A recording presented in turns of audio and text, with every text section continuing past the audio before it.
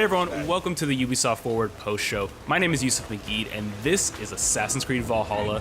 We're going to take a deep dive into about 30 minutes of gameplay, and we're joined by a very special guest here. Hey everyone, this is Philippe Bergeron, otherwise known as Fizz. I am the quest director on Assassin's Creed Valhalla. So Fizz, we're setting up here for what looks like an epic encounter. Tell us exactly what's going on here. Yeah, so here we're midway through the quest that we're showing for UB Forward. Here we're looking at the assault of Burg Castle. So these are big moments that usually sort of culminate at the end of the story. And so here Eivor, our Viking raider, is taking a group of raiders and Fyrds into Burg Castle to go and take down Rued and his clan. So who exactly is Rued, and why does Eivor sort of want to pick a fight with him? Basically, Rued comes into play about halfway through this story arc, where at the beginning of the arc, this is something that happens before, Rued basically caused a lot of turmoil within the territory, and Oswald, who's the sort of elderman to inherit this territory, needs your help to take him down. Oswald having just been defeated in a previous quest, and so here this is revenge, but also accomplishing your ultimate goal. So Fizz, as you're talking, we're seeing some of the combat of Valhalla. Can you tell us a little bit about the changes to combat this time around? We wanted to basically add a lot of new mechanics to it. So we added like some dual wielding for the player, like a stun system in there. And we really needed to do this to sort of portray that sort of the brutality that comes with being a Viking in this day and age. So it sort of fits into that, the time and the character.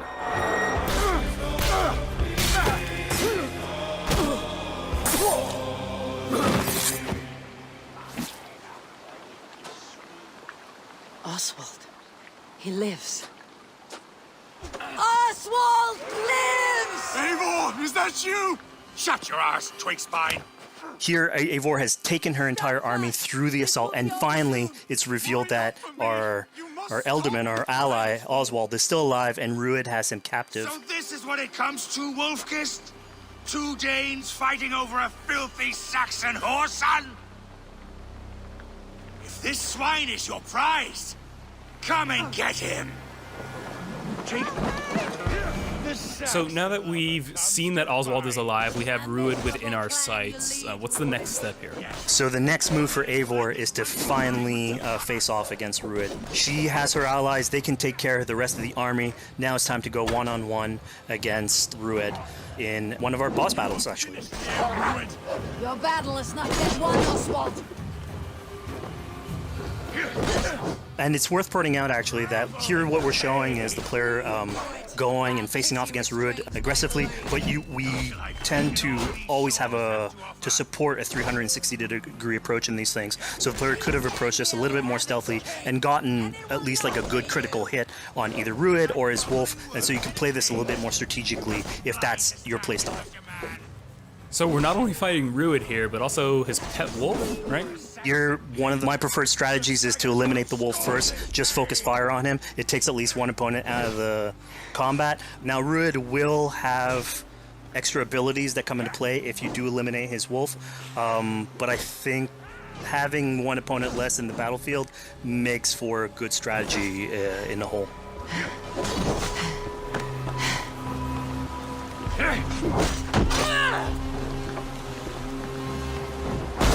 Your efforts. Only the cold dark of Niflheim awaits you. Valhalla is my destiny. That fate will not be met today. Why does they should be ruined, Wolfkist? Made thralls, not treated as equals. We are better than this. Than all of them. Do not drag me down to the sewage you wallow in. We just had Dane fight tooth and nail for a Saxon. You'd throw in with these wastrels? These arrogant swine? Eivor, no! He should be tried before God, a lawful assembly. Alright, so we've defeated Rued, we've freed Oswald. What comes next? Oswald, in this case, prefers for Rued to be kept alive, and so you basically have to choose, are you going to go against his wishes or stay true to your nature?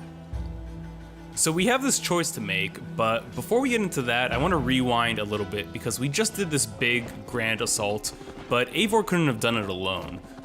She clearly had to recruit some folks along the way, get some troops, get some allies. So let's actually rewind and see how we went about first gathering those troops. Right. So when coming up to an assault, it's a game of numbers. Eivor can go into pretty much any location and be a stealthy Viking, eliminating some of the assets, which ultimately would be a strategy. You can do that, and you'll have some of the ingredients or of the assets there that will have been sabotaged, but you still need an army. So here what we're seeing is Eivor going around the countryside and raising what we call a fyrd, which is the men and the women of the territory who come up and fight in the name of a king. So here Eivor is going around and trying to convince people to fight in the name of Oswald to finally take down the oppressor that is Rued. Defending East Anglia, defending you. Will you not do the same? What? Die in defense of a lost cause? Yeah, so she's really using like the image and like the leadership that Oswald had, what he meant to the people in his name. She's going to recruit these people. Pretty words, Dane. But the men of Theovard have their own battles to fight. So we're told by this Reeve that there are troops, there are allies that he could add to our cause, but first we sort of need to do him a favor, is that right? Yeah, so obviously these people have been run down by Rued and the impact he's had on the territory, so I think a lot of these people have sort of lost hope. And so you need to show them that there is hope. And so here Eivor is basically helping them take back one of their prized locations by taking a couple men and raiding a nearby township, basically taking it back for the people and showing that there's a reason to continue fighting and then get them on your side.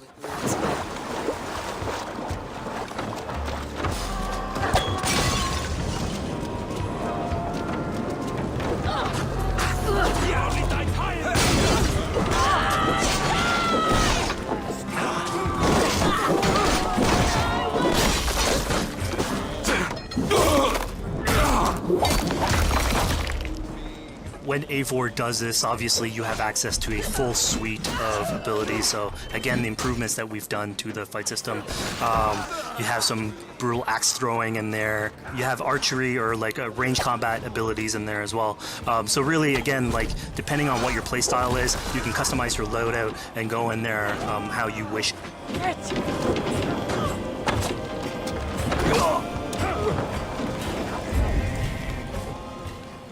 Fizz, we just saw this giant pulse go out.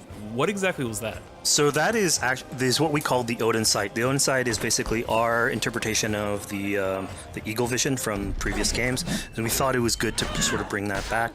It's basically Eivor's intuition. It's how she perceives the world. When the player uses that, it'll highlight basically interactive objects, like things that will bring her an advantage. So we'll have arrows, like health consumables that are in there. So it really is like a good way of sort of understanding the world and showing you like things that you can go and touch. Yeah, I mean, speaking of things we can touch, we just picked up this awesome new weapon. It's something we wanted to play with on Assassin's Creed Valhalla, where we have fewer weapons in the game, but you can invest in them more, so they become your weapon. And so depending what your preferred playstyle is or your preferred weapon type, then you can go and choose, I'm gonna fight with this weapon and invest heavily into that. Not only are we looting weapons, but we see something here called the Book of Knowledge. Can you tell us a little bit more about that? They unlock skills for the player. So here you can see the Valkyrie dive that has just been unlocked. We have these spread out throughout the world, so again, to promote exploration and discovery. As you travel through the world and you explore locations, you can find these books that will add abilities that you can go and invest in, put into your loadout, then go into the different locations or the different quests in the game and use those depending on what your playstyle is. Now we've recaptured this village, we've secured more troops for our assault. Let's jump back now and figure out what we want to do with Rued. The rightful king of East Anglia has spared your life today, and so it will be.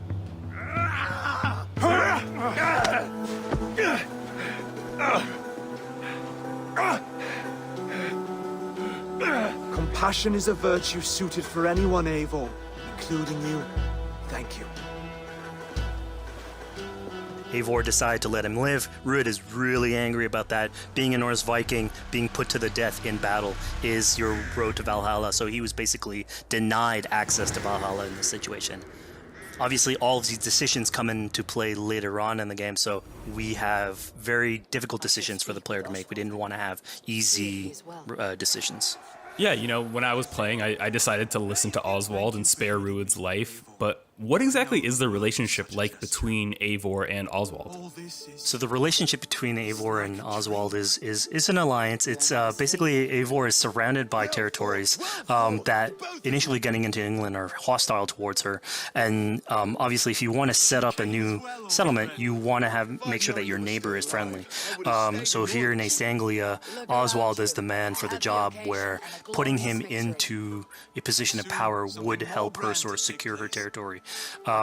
So earlier on to the territory, Eivor comes in here, meets Oswald. The problems he had with Rued are sort of put to light, and going through the arc, you basically help him deal with Rued and aligning basically Danes with Saxons in one territory. So, Fizz, we've completed the assault, we've gotten our hands dirty with some combat, taken down Rued. We have this big open region of East Anglia, so before we head off to Oswald's wedding, what do you say we head out, have some fun, and see what we can get into in the open world? That sounds great. So we see a cat here with a speech bubble above it, and you best believe if you let me talk to a cat, I'm gonna talk to a cat. Yeah, these are some of our some of my favorite moments actually in the game, where we put out a whole bunch of events throughout the territory. And it sort of rewards, again, exploration, going around. It's a chance for us also to sort of showcase a different side of Eivor. A lot of the quests sort of deal more with like politics and warfare, and this shows a slightly more human nature to her. So it permits us to explore that character a little bit more. And so here, basically, like you're trying to help a kid with his cat, and ultimately get that cat to sort of join your crew as a cat raider. You just said cat raider way too casually. You're telling me I could have a cat Viking raider on my longship? That's exactly what I'm telling you. Oh my god, yes, I love it. Perfect. So yeah, as you're riding around the rivers of England, you would see a cat basically walking around your longship, keeping your Viking raiders company. You know, speaking of the Viking longship, we're seeing some of that gameplay here now. Can you talk a little bit about how that works and functions in Valhalla? Yeah, so starting out on this project, I think the Viking longship is one of the biggest images that we all have when we think about Vikings in our game. And so Vikings had this awesome design for longship that had a very shallow hull, so it permitted them to go very far inland very quickly, and you could basically disembark Viking raiders like on pretty much any shore. We added that into the game, where you can basically sail up to any location and then just decide to disembark with your guys and raid a location, loot all its treasure, get back in the ship, and then continue sailing down the river to your next opportunity.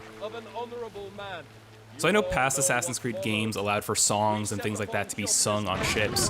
Will Valhalla have a similar version of that?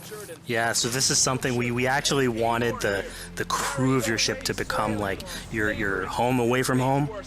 So we added stories and songs into the ship. So basically, as the player is going around, you could decide to have your skald sort of sing a song for you as you row down the river. But you can also decide, depending on who the raiders are in your ship, to hear more about their life. So you can actually queue up stories, and they'll give you a little bit more background on who they are. So you get to know your sort of fighters as you're traveling around the world, which is a cool moment. So here we're seeing a bit of a different view. What exactly are we looking at? We had this on previous Assassins, where you would like ride on your horse, and you could pull out, have the horse sort of follow the track. We have a similar thing for the ship, where you can put up your sails. It's cruise control for the ship, so you can pull back, take in the scenery, listen to some songs or some stories, and just take it all in.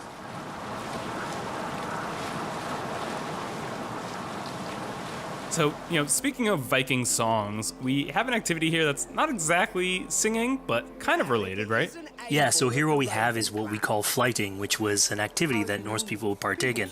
They would like to have a battle of wits and sort of poetry where insults would be thrown back and forth between each other. The idea was to try and have a good insult, but also to have a good rhythm and a good rhyme in there. So it's basically a precursor to rap battles. Here's the silver. Now begin. To all those whom I speak, they say Eivor's a clod. Then you're speaking to fools and their knowledge is flawed. Well, How exactly do you go about being successful in one of these? The trick behind a good flight was to choose the right insult, identifying the right cadence, and then trying to find what rhymed the best. I'm known for my might. interesting. Interesting. Silent Whispers all claim that you're terribly dense.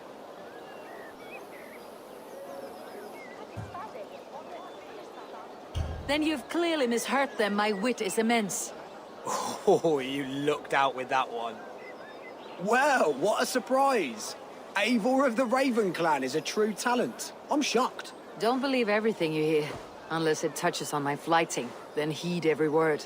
Take the coin. So now that we've proven our sharp tongue and wit, I think it's time for a bit more relaxing activity. So we're fishing here. Yeah, that's it. So we gave Eivor a fishing line, so you can actually throw out a line and go catch some fish. This is used basically to play into our new health loop, where the player will lose health in the world, and it doesn't automatically regenerate like we would have in the past. So you actually have to go out and get some supplies. So you'll find mushrooms and some food that you can gather. But here, like you can also catch some fish and consume that to regain some health. We also will sometimes have it in certain quests. So it's a good way to sort of chill out on the side of the water and just, again, take it all in.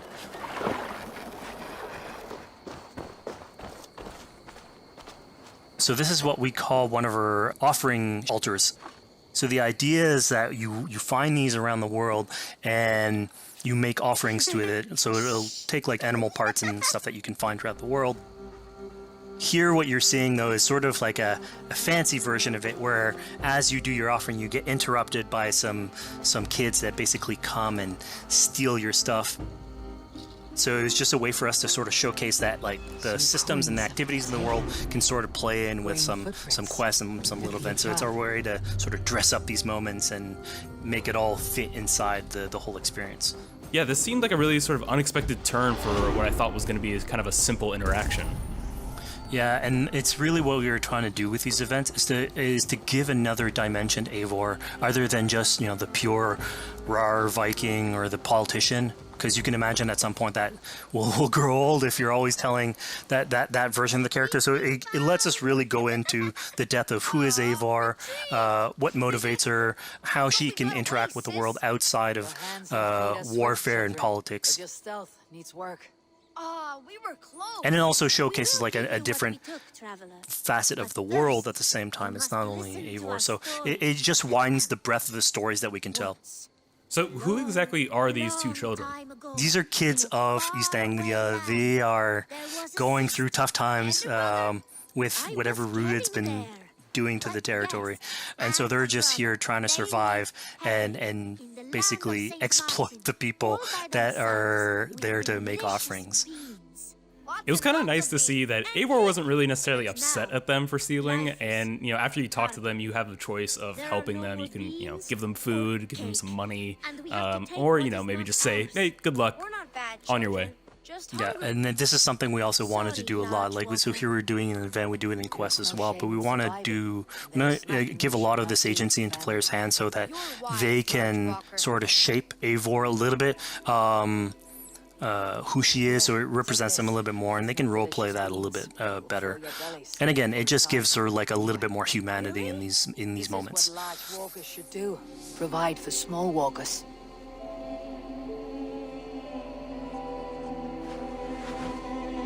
Here, large walker. A necklace. Yes, it's a St. Martin seal. You're welcome here anytime, Large Walker. You're one of us now.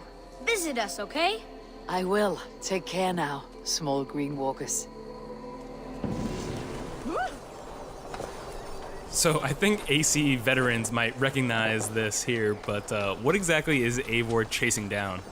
Yeah, so here you're seeing Eivor running down one of our tattoo images. So this is challenging the player on free run abilities, but also for fans of the series, sort of pulling at their heartstrings for some beloved features.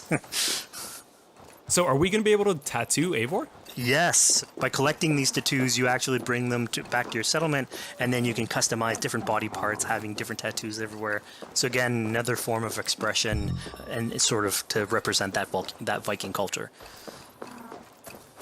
Fizz, one of my favorite things when I was just out there exploring East Anglia was coming upon a house or a building and realizing that there was a chest inside, but that there was no easy way in. And in this case, I saw all the doors were barred, but I knew that because there was a chest in there must have been some way to get inside.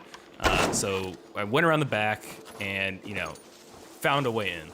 Yeah, I'm glad you actually caught on to that. You're pointing at something that we wanted to work on a lot on Valhalla, where we wanted the exploration to make you feel smarter. So we played a lot with puzzle solving, so making sure that every house that you find sort of appeals to you, like it draws your attention, and then when you want to come and explore, it's not given to you. You still have to work for a little bit, so it'll challenge you on your observation skills, logic, just trying to find how do I get into this. So we play a lot with level design, quest design to offer challenges to players, and you basically come out of it like with a better feeling for the exploration, but you also get to see more of a story behind any of these locations, which we've crafted. So it gave us a little bit more time to sort of slow down the experience and tell a different version of a story.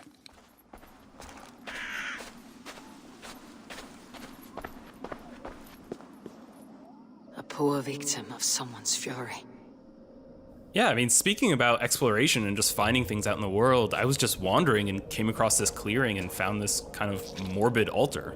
Yeah, so this is one of our bigger events that we have scattered in the world. So as Eivor explores, she can find altars like this, and by interacting with them, here it's a trap that's been set by this character named Regan. Now, there's a bigger story behind all this. There's multiple steps to it later on. So this is one of the moments. It permits us to go into a slightly more mystical realm and play with a boss fight that has more magical abilities, if we will. And basically have this awesome boss fight in the middle of the swamps. And so here the abilities that you see Reagan using are a little bit on the mystical side of things. What's happening is Eivor at the beginning in that trap is poisoned, and so she starts sort of hallucinating, seeing the world in a sort of different light and filter. And so that's sort of what lets us go into the realm of the weird. My rage, spirit of my father's rage, fill me!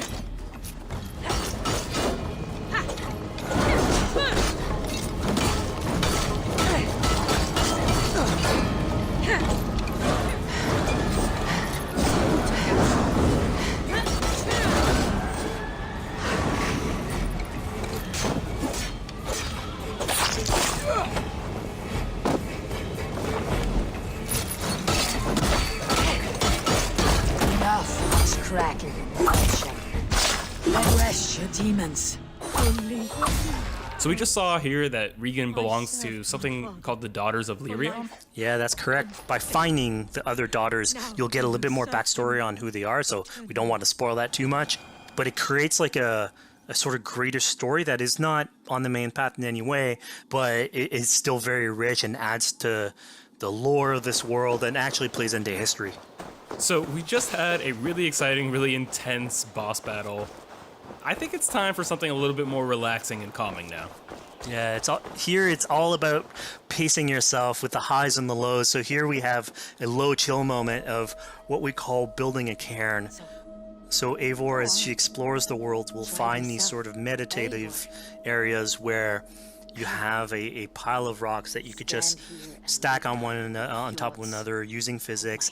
And I mean, yeah, the ultimate goal is to try and get the highest pile of rocks, but really it's about taking in the sights, relaxing, taking a step back, and just building something. Together we stack stones into cairns. These? Yes. Think of this as a test of mind and wit. Stack the cairn stones high and wide into any shape you like. I mean, you can spend as much time as you want building these things, making them as high as you want, as weird as you want. I'm sure like a lot of these stuff will end up on the internet, like people comparing structures. And the cool thing is that once you've built it and you decide to get out of it, it sort of stays there. And so that's yours, right? And until the moment where you come back and you want to build a new one, it's sort of cool that we were able to give that to players to express themselves. At this point in the demo, we've explored East Anglia, we've met some children, we've broken into a house, we fought a boss, we built a cairn. I think now it's finally time to go and head off to Oswald's wedding. Yeah, so this is the moment it's all been building up to. By the moment you get into the territory, it's sort of like mentioned by Oswald that he's trying to get married with his Dane lady.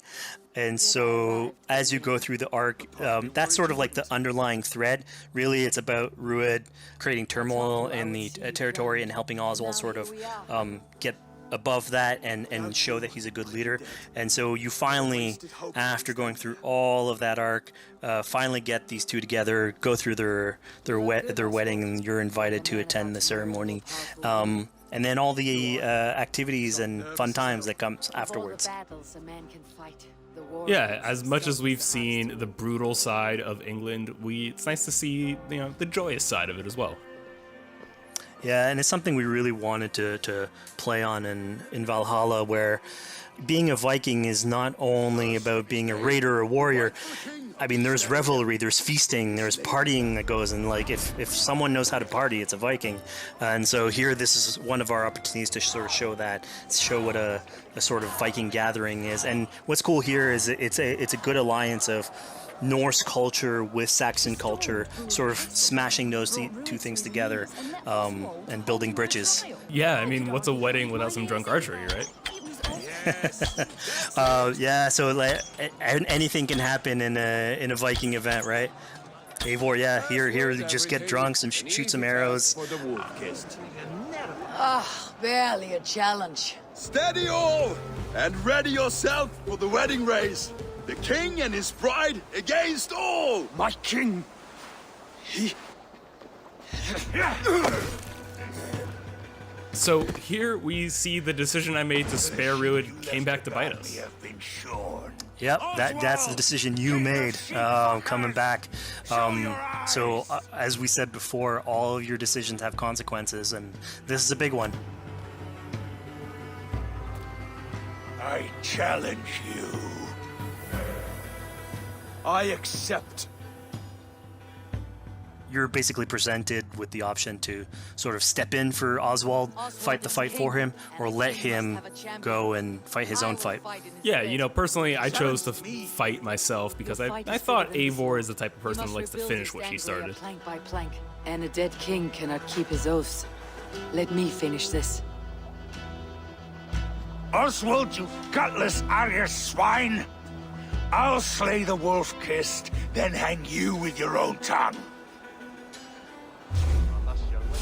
How does this encounter with Rued differ from our previous fight with him? So at this point, you've eliminated his wolf, so it's just him. And so he's angry at this point, and so he will start using his big gun abilities like fairly earlier on in the fight. So it's way more vicious, way faster. There's less strategy. He goes literally swords blazing at you. And so this is a fight to the death.